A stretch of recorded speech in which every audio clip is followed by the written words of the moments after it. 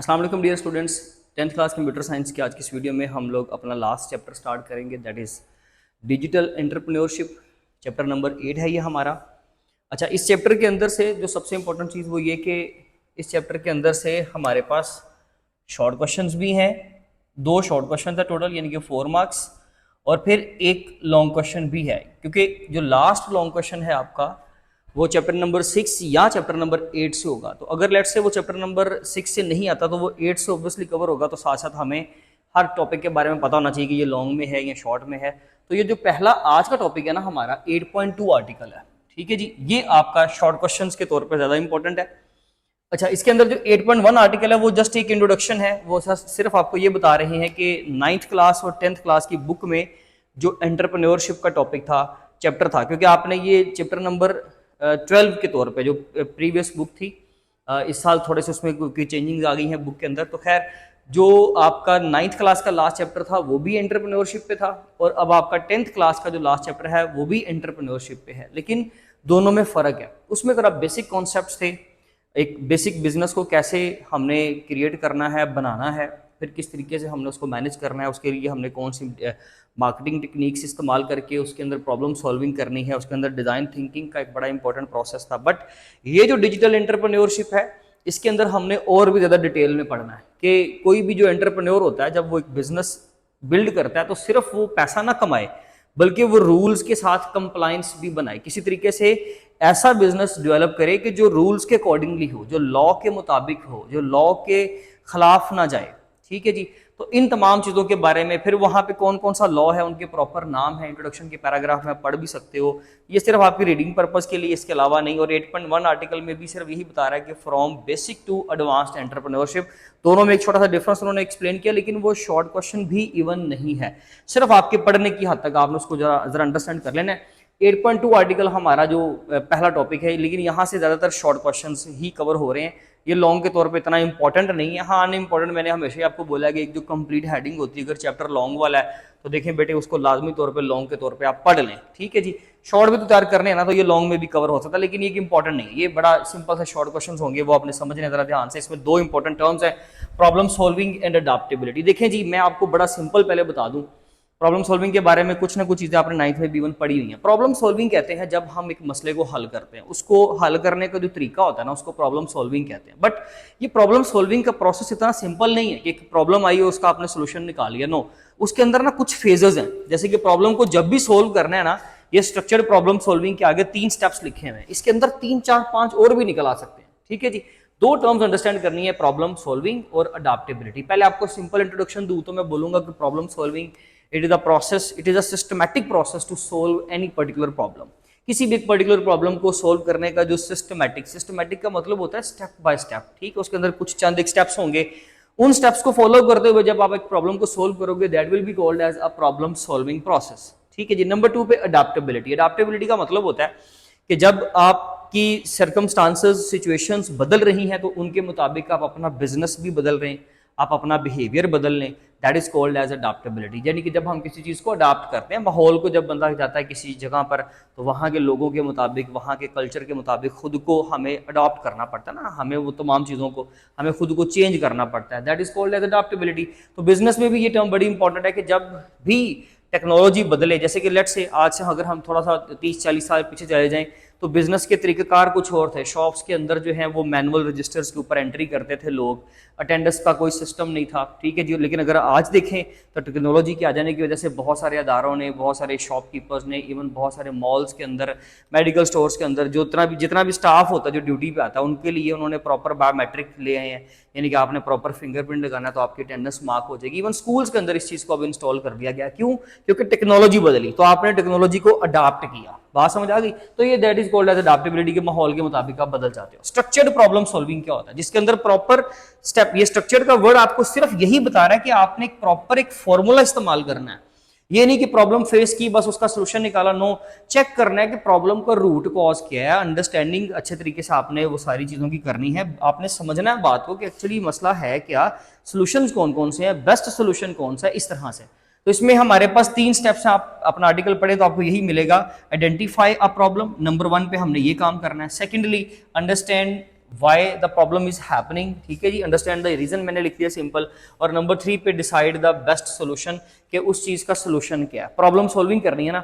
मिसाल के तौर पे जी सर एग्जांपल से समझाएं, देखें जी लेट्स से जो हमारी बुक में भी इवन है मिलती जुलती एग्जांपल, एक मॉल के अंदर एक शॉपकीपर है लेट्स से, ठीक है जी, एक शॉप का मालिक है, आप ये समझ लीजिए, तो हम यहाँ पे शॉपकीपर लिख देते हैं। शॉपकीपर जो है ना, उसने क्या किया, उसने ये देखा, उसने जज किया कि एक पर्टिकुलर प्रोडक्ट जो है ना उसके शॉप से उसकी सेल कम हो गई है, तो ये एक प्रॉब्लम है, ये एक चैलेंज है, एक टास्क है कि आपने इसको रिजोल्व करना है। एक तरीका तो ये है कि जी अगर उसकी जो है वो सेल कम होगी तो आप उस प्रोडक्ट को, उस पर्टिकुलर प्रोडक्ट को खत्म कर दें, वो सेल ही आप ना करें क्योंकि वो चीज आपकी बिक नहीं रही। नंबर 2 पे दूसरा तरीका क्या हो सकता है, जो एक बेहतर तरीका, वो ये कि अंडरस्टैंड द रीजन, आप उसकी रीजन जानने की कोशिश करें कि एक्चुअली वो जो शॉपकीपर है वो ये जाने कि भाई मेरी जो भी प्रोडक्ट है, प्रोडक्ट ए बी सी, कुछ खाने में कंसिडर कर लें भाई, देखिए कुछ बेचने में कंसिडर कर लें बेटे, वो आप अपने तरीके से उसको जो है वो एग्जाम्पल को चेंज कर सकते हैं। तो मेरी कोशिश होती है कि मैं आपको एक जनरल एग्जांपल दूं। तो एक जो कोई भी एक प्रोडक्ट है आपके पास, ठीक है जी, तो वो प्रोडक्ट के बारे में आपने फिर रीजन जाननी कि actually what is the reason behind this, इसकी वजह क्या है, क्यों इसकी सेल कम हो गई है। ये लोग अगर लेट से वो कोई खाने की चीज़ है तो क्या उसके कोई टेस्ट में मसला है, उसकी प्रेजेंटेशन में मसला है, या वो पहले बन जाती है तो वो एंड टाइम पे बिकती नहीं है। जैसे कि एग्जांपल है कि जी लेट से स्कूल के अंदर हम लोग बात करते हैं कि स्कूल के अंदर एक पर्टिकुलर प्रोडक्ट बनती है, खाने में एक चीज़ है, सैंडविच बनता है मिसाल के तौर पे, तो बच्चे ब्रेक टाइम पे ना वो यूज़ नहीं कर रहे, खा नहीं रहे, उसकी सेल कम होती जा रही है। तो वो कैंटीन मालिक ने क्या किया, उसने सर्वे किया, उसने बात जो है ना वो लोगों तक पहुंचाई और वहां से जाके पूछा कि एक्चुअली क्या रीजन है बेटे, पहले आप खा रहे थे अब आप क्यों नहीं खा रहे। लेट से उसने सवाल पूछा स्टूडेंट से, तो स्टूडेंट्स ने बता दिया कि नहीं अब वो ना मतलब उसको लेट बना, पहले बना होता, अर्ली बना होता है तो वो ठंडा हो चुका होता है, उसका टेस्ट वो नहीं रहता। तो इसलिए उसने क्या किया, उसने नेक्स्ट टाइम अपनी स्ट्रेटजी बदली, उसने एनालिसिस किया कि अच्छा ये मसला आ रहा है, स्ट्रेटजी बदल कर उसने ये कर दिया, उसने कहा जी अब हम ये करते हैं कि इसको ब्रेक टाइम से थोड़ा पहले इसको तैयार करते हैं ताकि वो गर्म रहे और लोग इसको पसंद करें, बच्चे पसंद करें, बच्चे इसकी सेल को बढ़ाएं, यानी कि इसको ज़्यादातर इस्तेमाल करें। तो ये बेसिकली स्ट्रेटजी होती है जो हमने इस्तेमाल करनी होती है। तो इसके अंदर भी यही है कि आइडेंटिफाई, पहले प्रॉब्लम को समझें, देन अच्छे तरीके से जब आप अपनी प्रॉब्लम को समझ लोगे कि एक्चुअली ये प्रॉब्लम आ रही है, ये मसला आ रहा है, तो फिर आप उसका सोल्यूशन भी अच्छे से निकाल पाओगे। देन अंडरस्टैंड द रीजन, उसकी वजह जानने की कोशिश करें। जब आपको सोल्यूशंस मिल जाए 2 3 4 5, तो उसमें से जो बेस्ट से सूटेबल, सबसे सस्ता जो तरीकाकार है, जो सबसे सस्ता सोल्यूशन होगा वो आपने चूज कर लेना और आपने उस प्रॉब्लम को रिजोल्व कर लेना। जैसे कि उसने क्या किया, एक प्रोडक्ट थी, सेल नहीं हो रही थी, तो उसने देखा कि अच्छा इसके टेस्ट में, इसकी प्रेजेंटेशन में मसला आ रहा है, तो उसने उस चीज़ के ऊपर वर्किंग की, उसने प्रेजेंटेशन बेहतर करके लोगों को पेश की, वो चीज़ जो है वो रिप्रेजेंट की, लोगों ने उसको खरीदना दोबारा से शुरू कर दिया। ठीक है जी, तो ये आप कोई भी एग्जांपल अपने पास से दे सकते हो। रूट कॉज एनालिसिस क्या होता है, देखिए जी, ये असल में तो प्रॉब्लम सॉल्विंग जो स्टेप है ना उसी का एक हिस्सा है, ये उसी के अंदर एक हेडिंग है कि जब आप किसी चीज की रूट कॉज जानते हो तो वो क्या होता है। रूट कॉज एनालिसिस होता क्या, रूट कॉज एनालिसिस का मतलब होता है कि डीप रीजन जानने की कोशिश करनी। एक होता है ना सरफेस प्रॉब्लम, आप मिसाल के तौर पे स्कूल में बच्चे लेट आ रहे हैं, तो ठीक है जी, उसका सरफेस प्रॉब्लम ये है कि जी बच्चे लेट आ रहे हैं, सरफेस सोल्यूशन ये है। सरफेस सोल्यूशन जो है कि जो बाहर आप सोल्यूशन कर सकते हो, जो नॉर्मली आप एंड टाइम पे मौके की मुनासबत के मुताबिक कर देते हैं, वो ये किया कि जी आपने पनिश कर दिया, किसी को होमवर्क की पेनल्टी डाल दी, किसी को कुछ सफाई करने को कुछ कह दिया, किसी को लेट से आपने खड़ा कर दिया क्लास के बाहर, ले जिस तरीके से किसी को मार कर बिठा दिया, बात खत्म। ठीक है जी, ये सरफेस प्रॉब्लम और उसका सरफेस सोल्यूशन था। बट अगर हम रूट कॉज जानेंगे कि बच्चे एक्चुअली लेट हो क्यों रहे हैं, उनको ट्रांसपोर्टेशन का इशू है, बच्चे लेट आते हैं, वेदर सिचुएशन की वजह से मसला हो रहा है, या इसके अलावा कोई रीजन है, तो वो हमने जब पर्टिकुलर रीजन जानने की कोशिश करनी है तो वो उसका यही तरीका है कि आप रूट कॉज तो तभी जान सकते हो ना जब आप सर्वे करोगे, जब आप लोगों से पूछोगे, जब आप प्रॉपरली बातचीत करोगे, लाइव इंटरव्यू करोगे, उनसे पूछोगे, तो फिर जाकर आपको रूट कॉज मिलेगा। And that root cause basically the actual reason जो कि उस प्रॉब्लम को क्रिएट करती है। तो अगर हम उस रूट कॉज को ही खत्म कर देंगे तो वो प्रॉब्लम जड़ से ही खत्म हो जाएगी, वो बिल्कुल ही खत्म हो जाएगी। तो ये तरीकाकार होता है कि भाई आप क्या करें, सरफेस प्रॉब्लम और सरफेस सोल्यूशन पे काम ना करें बल्कि डीप रीजन जानने की कोशिश करें। फिर वही एग्जांपल कि पहला तरीका क्या था, शॉपकीपर की एक लेट से एक पर्टिकुलर टाइप का केक है जी, ठीक है, स्वीट्स में पड़ा हुआ, तो वो नहीं बिक रहा, उसकी सेल नहीं हो रही।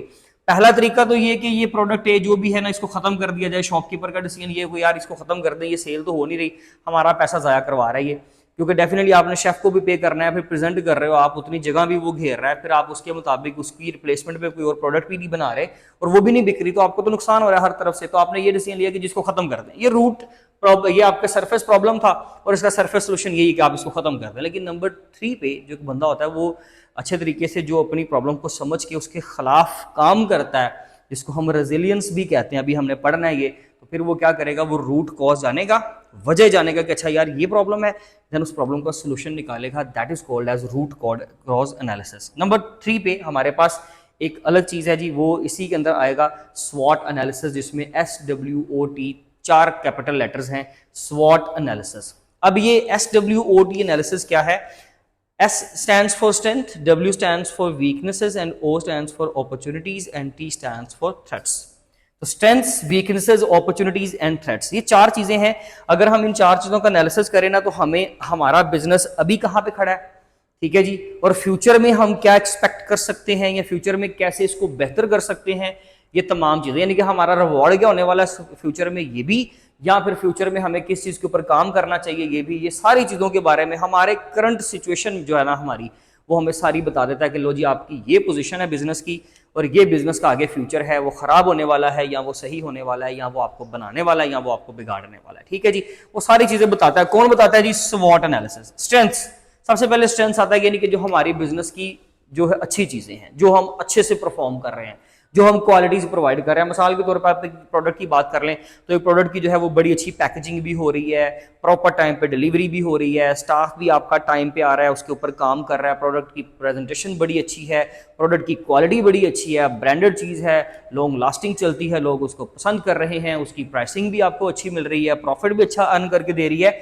ये स्ट्रेंथ्स है, ठीक है। आपने इसको सिर्फ इंप्रूव ही करना होता है थोड़ा बहुत, अदरवाइज आप इसको सिर्फ बैठ के एंजॉय करते हो। लेकिन नंबर 2 पे वीकनेसेस, जहां पे आपको मेहनत करनी चाहिए, जहां पे आपका बिजनेस खराब हो रहा है। मिसाल के तौर पे यही इसके अगेंस्ट एक दूसरी प्रोडक्ट है जो बिक नहीं रही, और बड़ी देर के बाद उसका ऑर्डर आता है। अगर उसका ऑर्डर आता है तो फिर उसके अंदर कुछ ये भी प्रॉब्लम्स हैं कि आप भी इंटरेस्ट नहीं लेते हो, उसकी डिलीवरी भी लेट करते हो, ठीक है जी, और फिर उसके ऊपर कोई इतना शानदार काम भी नहीं हो, उसकी क्वालिटी वाइज भी बहुत अच्छी चीज नहीं है। तो इसका मतलब है कि ये वीकनेसेस हैं, और हमें जब एनालिसिस करने से पता चलेगा कि ये चीज हमारी खराब है, तो हमें उसके ऊपर क्या करना है, बड़ी ज्यादा मेहनत करनी है। इसमें तो था ना कि स्ट्रेंथ्स को जस्ट मेंटेन रखना होता है, लेकिन वीकनेसेस को प्रॉपर इंप्रूव करना होता है, प्रॉपर उसके ऊपर वर्किंग करनी होती है। नंबर 3 बात है अपॉर्चुनिटीज। अपॉर्चुनिटीज का मतलब होता है, जब आप एनालिसिस करते हो ना इस चीज का, अपॉर्चुनिटीज एनालिसिस का, तो उसका मतलब होता है कि आपको बिजनेस को जो मजीद अपॉर्चुनिटीज मिल रही हैं। जैसे मिसाल के तौर पे एक होटल है, पहले वो फिजिकल जो है वो ऑर्डर्स दे रहा था, ठीक है जी।